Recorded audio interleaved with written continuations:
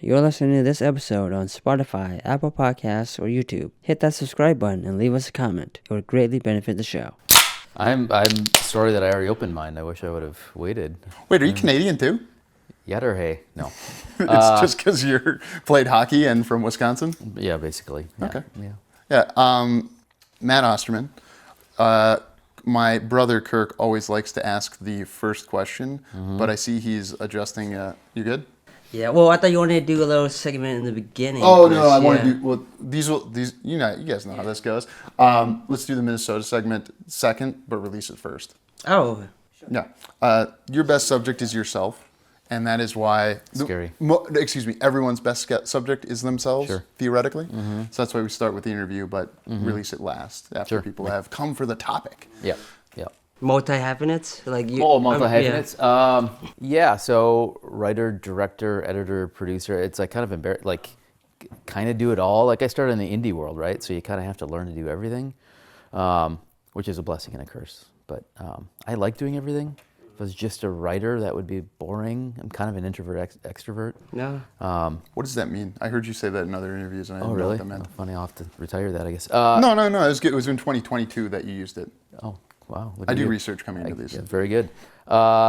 So I like to be around people, but I also need my alone time, right, where I can kind of recharge and get back in the brain a little bit. So too much of either I can't do. I need a mix, which is fairly normal, I think. Okay. Right. How do you like to share different jobs if you do different jobs? Because there's got to be jobs you can't do or know other people do well. Yeah, I mean, if I'm working with people more talented than I, then like, amen, like they should be doing it. I like to be the dumbest person in the room, like that's how you know you're doing something right. So yeah, if I'm on set and we have a DP, I'm not gonna touch the camera, right? I'm just gonna say like, okay, here's the vision, and then let them do the rest. Writing, if I'm writing the thing, then it's kind of all me on that front, but I'll take ideas from anywhere. If it's a good idea, I don't care, we'll use it. When you're rewriting a primetime actress, what are the nuances of that? Primetime actress? Say that a different way. You rewrote a script that an actress or an actor wrote. I don't know how she identifies. And as someone who's going to be writing and starring in a movie, Right. and you're rewriting their script, but Yep. you're not on the credits having rewritten it, correct? Correct. But I know you can publicly talk about having rewritten the For script. sure. Because you have. Yeah, for sure. Yeah, so that script I got in November. I remember getting it either Thanksgiving or the day before Thanksgiving because I read it in the car. I was in the passenger seat on the way back to Thanksgiving dinner with the family. And they sent it and they said, hey, here's a script. We are shooting in February, March in Louisiana. We have $1 million and the entire thing needs to be rewritten. And I was like, oh shit, like that's a lot. Because it needed work. It wasn't shootable. Like the ideas were good.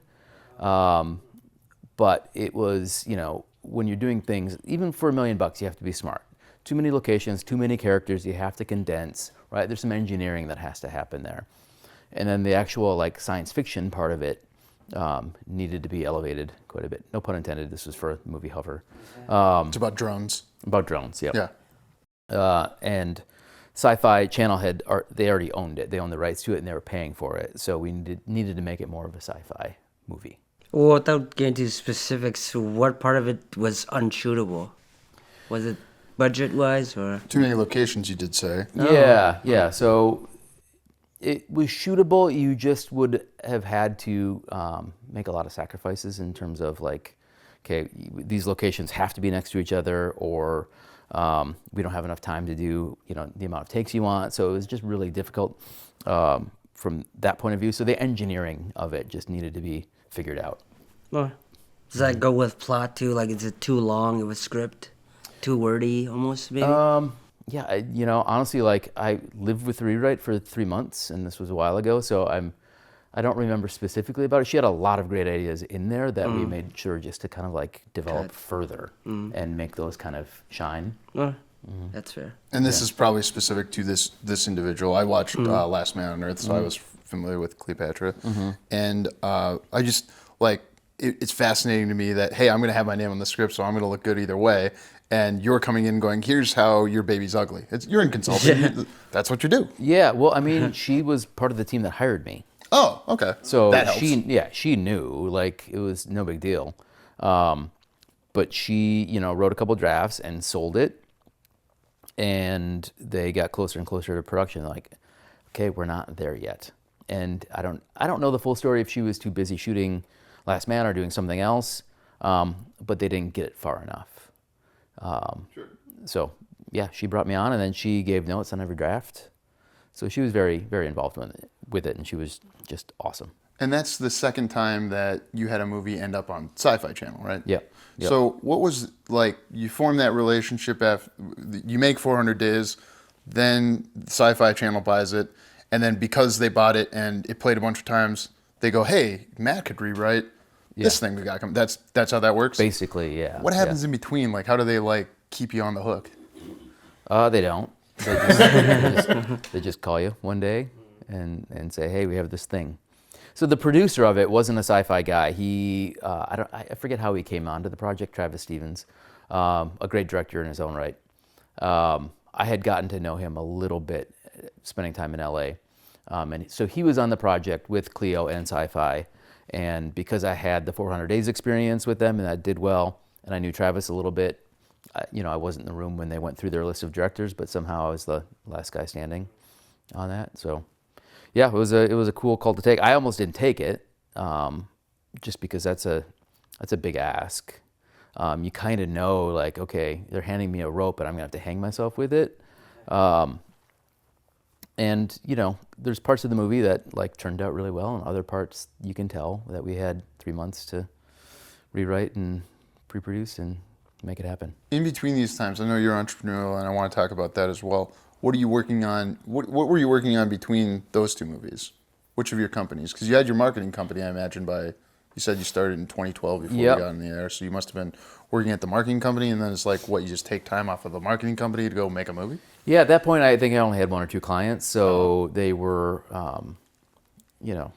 making movies. People get excited about that. So when you tell them, like, hey, I have to go away for a couple months to make a movie, they're like, oh, really? Awesome. Yeah, we'll be here when you get back, right? So that worked out pretty well. So I was doing that, and I think I was writing something else. I forget which one. And then I had started another business back up in northern Wisconsin, internet service provider company too. So that was early days for that, which wasn't taking up a ton of time at that point. But yeah, I have too many irons in the fire usually. Wait, so you were writing, you were potentially working on your next movie. Was that Bitcon that you were working on before you got, it was something else? It was something else. So I probably 3 or 4 other scripts that I had swirling around. It's probably one of those. Okay. And then the Bitcon, I think, came right after Hover. Started working with that because I had a co-writer on that, Mark Banzer. So we were able to move on that a lot faster. So I think maybe that took a year to write, and we kind of greenlit it ourselves. So you then worked with a co-writer. What was different about the process after kind of being solo writer, it sounds like? Yeah. Your 3 first features. I had known Mark for a while and loved his work, and we're friends at that point. So it was easy to say. We actually said, like, hey, let's do something together. Because I'm busy, I got all this other stuff going. I can be a slow writer. So I'm like, we have some momentum here. Let's write something that we can make right away. I don't know, I loved it. I love collaborating. Like, collaborating is like one of the best parts of filmmaking to me. And yeah, we just kind of bounced drafts back and forth. Where it's like, hey, I'm busy for the next week or 2. You want to take it? And then vice versa. And we just kind of got there. Do you think that, or the question is going to be something like, hey, you're a team sports guy and you played sports. I think that's sometimes not as common in our art making community, for lack of a better thing to call it. And so it would seem to me that sports would be helpful for collaborating. Yeah, I think so. I mean, I'm sure there's, we say that and there's, a ton of exceptions to the rule, but competitiveness that could be not healthy. Yeah. I have that too. And cool. especially the not healthy part. But Hey, when you started the Parpellant podcast, I was a little pissed because we had just started our thing. It's like, big dog coming in here, big dick in us. All right. Right. Well, we need 4 features. well, look, you guys are still doing it, and I paused. You're doing mine. a different one. Yeah. But back to your team sports question. Yeah, I think so. I mean, I was a hockey and tennis player and played a ton of other sports growing up too. And like hockey specifically is one of those sports where you can show off a little bit, but you can't take over the game, right? You need to work as a unit, otherwise it falls apart. There's other sports where you can kind of take over a little bit. Hockey's a little different from that perspective. Yeah, I guess unless you're Wayne Gretzky. He's 1-1. The great one. Yes. Yeah. So Hover and then Bitcon, you describe both of them as being 70s influence. Mm-hmm. What's that about? Is it because you were born in the 70s? Were you born in the 70s? I don't know. 78, Whoa, you're going to date the guest? I thought we he's don't do married that. from everything No, I know. you know what I mean. Like age I and got him to smile.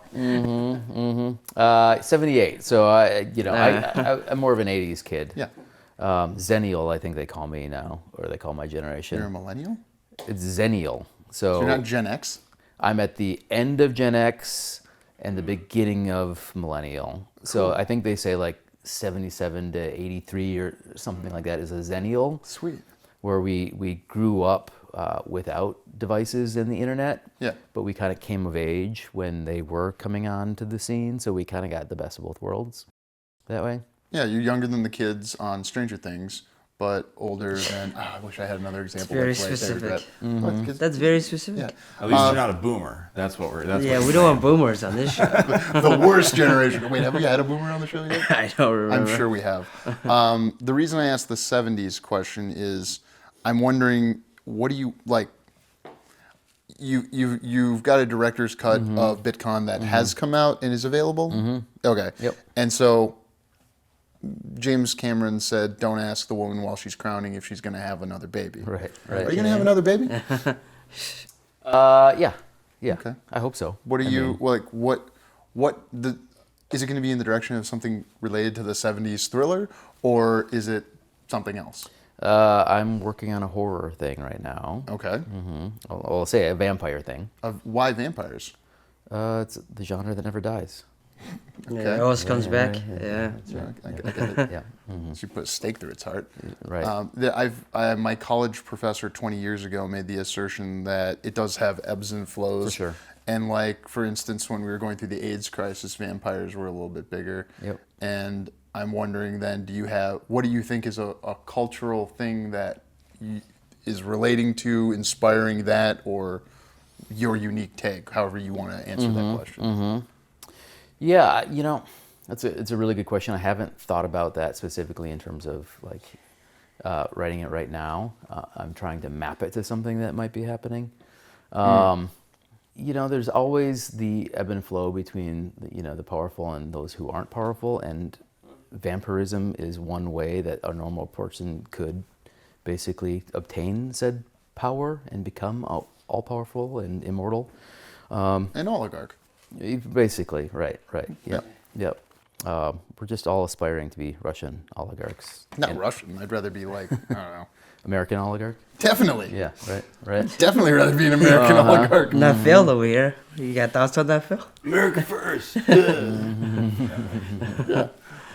I don't think I ever answered your question about the 70s thing, though, either. Like, I mean, arguably the best decade of American cinema, right? 70s, Maybe more of a 90s person, but continue. I mean, yeah, they're all, there's amazing. What are the things from the 70s that you were seeing in your youth that inspires I think part of it was like, America coming through the 60s, right? And just finding our identity. And then, a lot of the filmmakers were kind of mavericks in a way, right? Where they were just kind of given carte blanche to make what they wanted. And the storytelling medium was getting more sophisticated. And I think just telling more daring stories, more interesting stories. So like, with Hover, I was looking at kind of like Clute and Parallax View and those sorts of films where it's a little bit more manic and Big Brother-y, which works well for a drone movie. Feels like we're living that movie now in some ways. Hey, Amazon. Yeah, exactly. Don't kill me, please. Um, You're not a bridge that he needs to bring his yacht under. right, Yeah. right. I know. Yeah, so I don't know. I think just at that moment, it just felt more real, and not as manufactured as it is today. Just storytellers, telling interesting stories. So then, what was Bitcon inspired by from the 70s? That was more of a crime thriller. I would say Bitcon was, I don't know, that might have been more 90s than 70s. Just like just a solid Hollywood crime thriller, and it's about a hard drive with Bitcoin on it, but it was basically a proxy for a briefcase full of cash or microfiche film, or substitute any one of those MacGuffins in there for it. But yeah, I don't know. I wanted to make a fun movie, and when you do a lot of sci-fi, you have to follow all those rules. I just wanted to be kind of unburdened by those rules and just have a little bit more fun with it. Okay. And you did the Hollywood thing for what, like 6 months is the longest you've spent living there, or? Yeah, I mean, when we made 400 Days, I was living out there. And that's the only time you've lived in LA? Yep. Okay, Yep. so you've kind of actively chosen not to.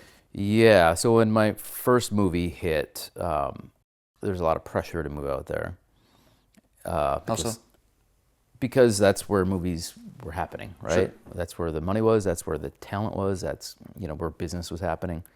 And my manager at the time was like, "It might be better for your career. It'll certainly be worse for your life." But also because I was a writer director, he's like, "If you come out here, your shit's gonna start smelling like everybody else's. If you stay back in Minnesota and do your own thing, it's going to be a little bit more unique. It's going to be in your own style. You're not going to write to the market or chasing trends like everybody else does out here." So married at the time, and we're like, a house and a yard and all of that would be great. And it's pre-kids for you, if I'm doing the math Pre-kids, correctly. yeah. Okay. Yeah. So you're married and you're talking, like, this is a decision you have to make with your wife, I imagine. Yeah. Oh, yeah. Yes. Do you mind if I ask, I haven't heard you speak on, what does she do? Yeah, she works in a school district. She was a school teacher, then got her nursing degree. Now she kind of runs the health department for a large school district. Okay. Huh. Yeah, very good human. Yeah, Mrs. Farx does something similar, so I relate somewhat. Oh wait, why only 6 months were you in LA? Because we made the movie. It took like 3 months to make, pre-production and then shooting. And then I was out there, for weeks at a time, like scouting and doing all that stuff. And then in post, I'd come back out too. Oh. Yeah. Well, do you miss LA at all, being there only for 6 months? I love LA. It's like but it's a great place to visit. It's harder to live. Stay. Yeah, no, I get that, yeah. Yeah. It's expensive too. Expensive, but yeah, there's so much to love about that place. And when you're out there, it's like you throw a rock and you hit somebody who's in the movies, right? So you can have those kind of conversations. Here, we don't have the same opportunities for that. Definitely not. Did you find that productive to have those types of conversations? Oh when you were yeah. there? Oh, for How sure. so? How did it advance your career or a project? It's people that are just in it every day, right? And you're meeting with some of the best. And after the first movie, I got really lucky and I got to do the studio water bottle tour, right? Where you go around and you meet all the people and worked on big things. And you just, as a movie lover, I'm just like soaking it all in and being like, holy shit, like this is pretty awesome. But they would, tell you what they're working on or give you feedback on a thing that you're working on. And you can pretty quickly tell like what pitches are landing, which ones aren't, how do you develop your own storytelling or your own pitching style. So just kind of, being in the grinder, so to speak. If you're paying attention, you can learn a lot. Yeah. And I also imagine being in the thick of it, you kind of inspired, like all these people are doing it just like you're doing it. Yeah. And you're inspired by these people. You quickly realize that they're just humans too, right? Yeah. Nothing special. I mean, they're talented and they work hard. Like most of them deserved why they got there. But you're like, oh yeah, you're just human just like everyone else. Man, right? we're all just trying. Yeah. Right. They figured it out, or they were born rich, one of the two. Yeah, right. That helps. There are people with agents here in the Twin Cities. I haven't heard a lot of people talk about managers, and as I roughly if I had to explain it to my wife, I would say, well, an agent helps you get that next project. A manager's looking at your career of projects. That's a good way to, okay. Yeah. So you have a manager and you're working with him to, he's getting a percentage on all these things. Do you have an agent then on top of this, or is it just you and your manager figuring It was stuff just out? the manager and myself, because everything that I was doing was, we were just developing internally. Okay. So I wasn't up for assignments or anything like that, because I kept making movies. And it was working. So we didn't go that route. And my manager was like, don't get an agent right now. Like, wait. And never got an agent, so. And now you're on Movie Baiters with the Farx. Couple things, because you want me to. I'm trying to find my wormhole. I'm bad at this. I'll come in No, hard. there's never a point for me to like, unless I have to like interrupt you if I'm gonna. Yeah, it happens. The less pressing thing, you mentioned the vampire concept. I'm just curious, do you have like any films that you're kind of taking inspiration from for that, especially from 70s, 80s stuff? Curious about that. My first question, which is kind of the more interesting one actually though, is about good ideas. But what makes a good idea? But I was also curious, like, do you happen to have like any, like if you're going into a vampire project, do you have things like, well, not that you want to copy, and we don't want to. Those of us who like know, we don't want to copy. Yeah. Unless we're not writing unless we're writing fan fiction, we're not trying to copy. Good writers, kind of adapt what other people do. Great writers steal. Well, okay. If you say so. I would never accuse someone of saying, "Hey, you're going to steal." You're emulating Twilight, aren't you? No, I'm just kidding. No. It's all sparkly vampires. No, I mean, you look at your inspiration, and I, am either accidentally or literally stealing or borrowing from everything, right? We're just all kind of a collection of our own inspirations and everything we've consumed, right? We're like wet AI in a way. We're just spitting out what we've consumed and hopefully putting it in a unique wrapper. So I don't know, like, and a lot of it's inspired by not non-vampire movies too, right? So like, Don't Look Now, if you guys ever seen that, Donald Sutherland. Oh yeah, incredible horror movie, like one of the best horror movies of all time. Right. And it's a love story and a story about grief, and that's what my story is too. So like, I take cues from that. Salem's Lot. There's been a couple versions of that, but one of the earlier ones, there's one of the scariest scenes ever. A little boy floats up to a window and starts scratching on it. Like, I'm like, that's just too good not to try to do something like that too, right?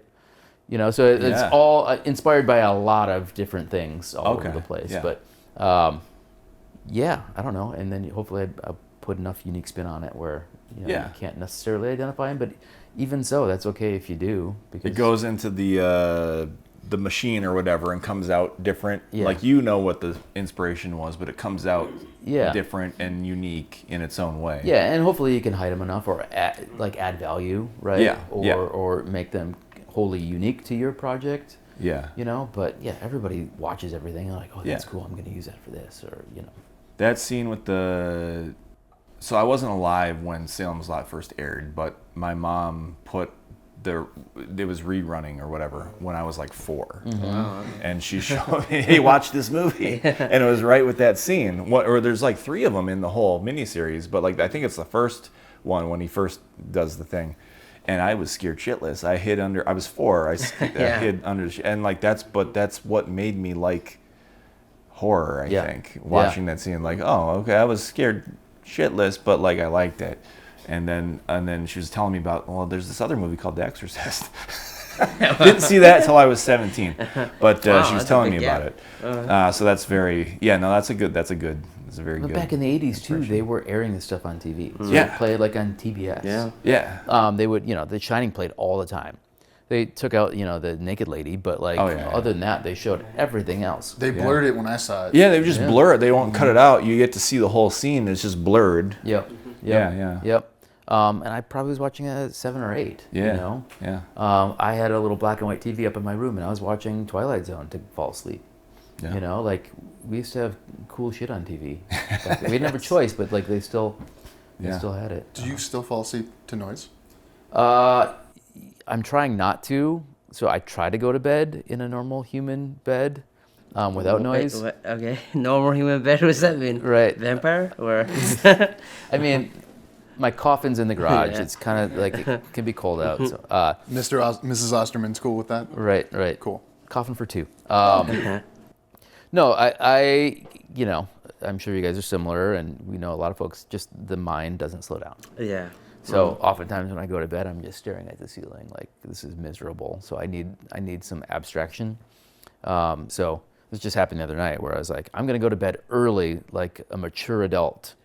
So I went to bed at 10 o'clock, and then 3 hours later, I'm like, well, this isn't working. So I went out to the couch and turned on the TV.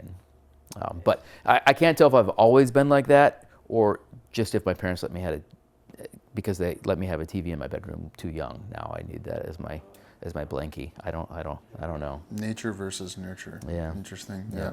Well, we Can we do the good idea thing? Yeah. Please. Oh, unless you got something. Okay. No. I mean, because first of all, obviously, I've never directed at the level that you've directed at. Everything's on a shoestring budget. Everything's borderline volunteer or stipends or something like that. But the same thing kind of comes up where everyone has ideas, and I know you try to hear people's ideas, and especially when people are just showing up to help out because they're passionate about the project. Yeah. But not every idea is okay. Well, internally someone's telling you an idea. Yeah. Okay, it's just not going to work. Yeah. Well, how would you define and it probably varies from project to project, I'm sure, but how do you determine what's a good idea, what's not, and totally separate from how do you tell them, or do you tell them at all, this idea's not good, but how do you internally decide, this idea is good, this idea is not good? Yeah. I don't know if it's an innate thing or if it's been developed, but you kind of develop a spidey sense for it a little bit, right? And you're like, oh, there's something there, right? And just because it's a good idea doesn't mean that it can be executed well either, right? So tons of great ideas, but it really comes down to can you pull it off? That's the huge thing. So it's a good idea that has the ability to be executed well, right? And when I'm looking at kind of a bigger project, usually instead of trying to prop the idea up, I will try to knock it down. I'll try to poke as many holes in it as possible. It's almost like, a Jenga tower where you're trying to pull things out, and you pull a bunch out and it's still standing. You're like, oh, maybe this does work. You try to get ahead of all the potential issues or why it may not work. And if it's still standing, it might be worth doing. And I get pitched things all the time from people, and when it's truly a good idea, I'm gonna tell them holy shit, that's awesome, right? Keep going. And if it's not a good idea, you try to give some polite criticism of it, right, and be productive and helpful. But I'm not omnipotent. I don't have exclusivity on good ideas, so I know enough to know that I don't know everything, right? So, just try to be productive and polite and move on and not, make them feel any sort of way beyond that. Can you give an example of a time you've turned down an idea delicately? Or, don't be toxically humble right now. Thank you. You're welcome. Thank you. Oh, it happened. I know. It happened. Yeah. This is his phrase that he wants to get out there. Oh, what's that? Toxic humility. Okay. The concept of toxic humility is a Matt Osterman. This was your, because idea. I knew you guys talked for a bit before this, so like that's from that. Okay. Yeah, I'm trying to make that term happen because Minnesotans especially. We're gonna make fetch happen, everyone. I was Toxic gonna say fetch, but That's okay. his line. That's I'm sorry, Phil. Fetch Phil? fetch Phil. Yeah, okay. A time. So I'm gonna speak anonymously. Yeah. Sometimes I know some people that are working on a movie right now where the story is good, but the concept is just weak. I'm like, what's going to make people show up for that? Like, if you say it's a good story, well told, that's not enough anymore. There needs to be like oh shit, like the lean in factor. Right, edge of your seat kind of thing. And there's almost nothing you're going to do to that story that's going to get it there. So you just have to kind of say like, okay, so who's the market for this? Like, what studio could you imagine picking this up? Like, so you kind of ask these questions kind of around it where they can kind of come to the conclusion on their own. They're like, oh yeah, like, a Lifetime movie with robots and dinosaurs, right? Like, that doesn't exist, Maybe it should, actually, now that I say it. But, you just try to lead folks along and let them come to their own conclusion, because if you just tell them a thing, it doesn't always land the way you want it to. So you're saying by asking them questions that sort of make them like, not question, but like... Rethink almost. Or scrutinize their own idea. Like it leads them to the conclusion rather than you having to tell them, hey, your story, your story's fine, right? But the concept is not marketable. Right. Because they might have not spent enough time trying to knock it down in the early stages, like I said before, right? Where they're like, okay, here's this like really great kernel of a drama where there's great stakes and lots of stuff is happening. But the wrapper around it is just kind of weak. Like, if you had to boil it down to like the log line of the thing is not going to get people, it's not going to get butts in the seats, even though like maybe the structure is really good, maybe the characters are really well written, and the everything else about the writing is like maybe really good, but it like needs to be something compelling. no one's going to care, that sort of thing. Okay. The only time like those work is if you have like an A-lister involved where people want to see that person do the thing. And that's cool because I want to see that person do that thing too. But generally, when you're trying to make a movie that won't have that A-lister, you have to play by a different set of rules. And frankly, right now the A-listers need it too. You mean because of the decline of the overall industry? Yeah. I mean, I think it's always been that case, but just because we had so many movies out there that, so many just kind of went away, but we had so many other good ones out there that just the cream rose to the top. Because those A-listers have been making shitty movies for the entirety of Hollywood, right? But they make one good one every 3 years, and that's all they're giving credit for that, but not the shitty ones. Wasn't it like one bad movie or one good movie buys your next three?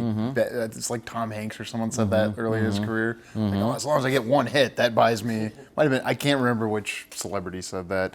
I'm interested in what rules A-list stars have to play by. Like, you're saying they've made a bunch of shitty movies, but one good movie excuses it. What rules do they have? Yeah, I mean, I can't speak for all of them, right? I don't know internally how they work. And some A-listers just like to work. Right.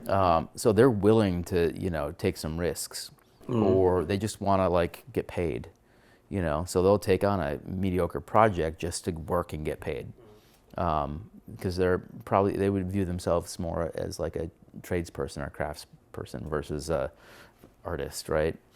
Whereas some actors, like, they'll wait 10 years between projects, because they're waiting for the thing that they know that can bring the most value to, or that activates them as an artist. So they're all quite different, and some, have immense drug habits that they need to make their money and, like yeah, I get that. do that. But some people just feed off that energy, right? And they're like, I want to live on set. So that requires you making some choices, that probably don't work out. And I don't think we should judge them for that. I think that should be, applauded. But yeah, I think everyone's different from that. I don't know if there's hard and fast rules, and some of them don't have any taste at all either. And their reps are saying, "Yep, you should do this one or don't do that one." Yeah, gotta make your bag, as they call it, right? I own many. Or your Nicolas nut, Cage- whatever. Nut or bag, yes. Yeah. I own many Nicolas Cage movies. I own a couple of Daniel Day-Lewis movies. Opposite ends of the spectrum. Those are great examples. And Nicolas Cage, when he is on, he's as good as Daniel Day-Lewis. Yeah, 100%. And Daniel Day-Lewis has never made me laugh as much as Nicolas Cage has. Especially in Long Legs. Oh yeah. Oh yeah, that's right. I was laughing a lot. What does Jim Carrey count now? Because he's retired, but he's going back for Sonic movies. That's, I had that's no a idea. completely different bait. Oh, okay. I'm throwing to you for the last question. Oh, the last question of the night. Who would you recommend we reach out to be on this show? In the Upper Midwest filmmaking community, unless you have an A-lister, you can recommend for the show. We love that. You guys have had a lot of folks on, so I'd have to go look at the list. Deep dive, yeah. Yeah. Just who do you like that you're friends with, or that you don't like and think this would be a something they'd agree to? And then Who be do I like, want to punish? Yeah. Who's a good time?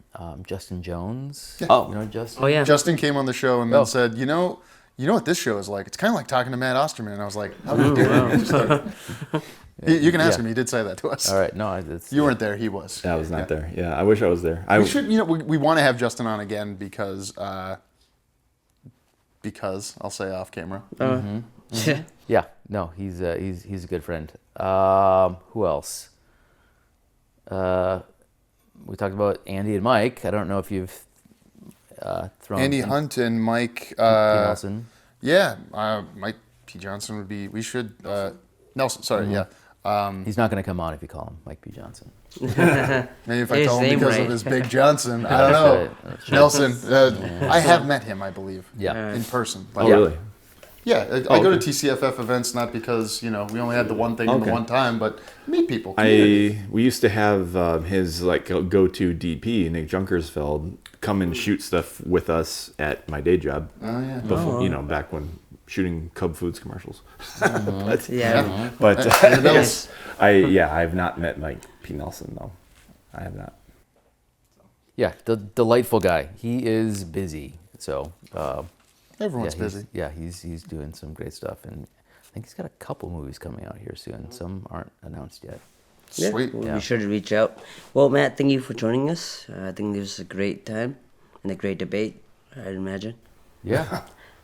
Have a good Oh, night. that's Yeah, because we record this first. Recorded out of order. I'm so excited to see what you keep. And then when you keep the part when I say, are you going to keep this? Thank you for listening. For more JK Productions, find us on Instagram at JK Productions Team and on Facebook, JK Productions MN. Join us next time for another debate.